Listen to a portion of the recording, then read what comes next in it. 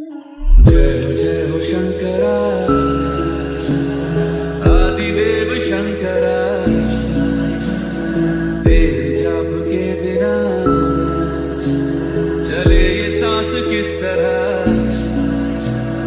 मेरा कर्म तू ही जाने, क्या बुरा है क्या भला, तेरे रास्ते पे मैं तो आंख मूंद के चला। ओंकारेश्वरला पाणी आणण्यासाठी गेलेली मानाची कावड सोमवारी होणार संतनगरीत दाखल। सध्या श्रावण मास सुरू आहे आणि हिंदू परंपरेनुसार श्रावण मासाला धार्मिक महत्त्व आहे।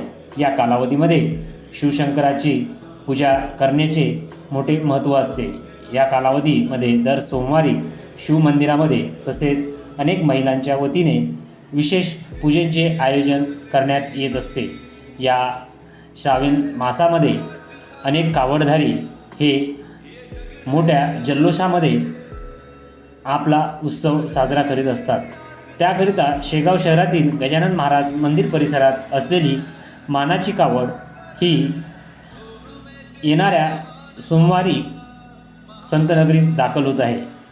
शेगाव येथून ही मानाची कावड ओंकारेश्वर येथील नर्मदेचे पाणी आणण्याकरता गेली असून यामध्ये एकूण 60 कावडधारी दाखल झाले आहेत। ही मानाची कावड शेगाव येथून मोठे उत्साहात स्थानिक दैवतांचे पूजन करून स्थानिकांच्या वतीने तिला निरोप देण्यात आला असून ही ओंकारेश्वर येथे दाखल झाली आहे।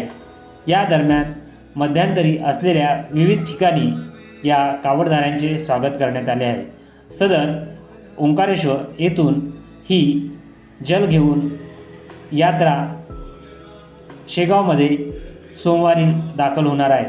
त्या पद्धतीचे आयोजन कावडधारीच्या वतीने करण्यात आले असून त्याकरिता मोठी जय्यत तयारी सुरू असल्याची माहिती कावडधारी ग्रुपच्या वतीने त्या सदस्यांकडून देण्यात आली आहे। तरी येणाऱ्या काळात हा मोठा उत्सवाचा दिवस राहणार आहे। जनसमूह न्यूज, विशाल असोलकर, शेगाव।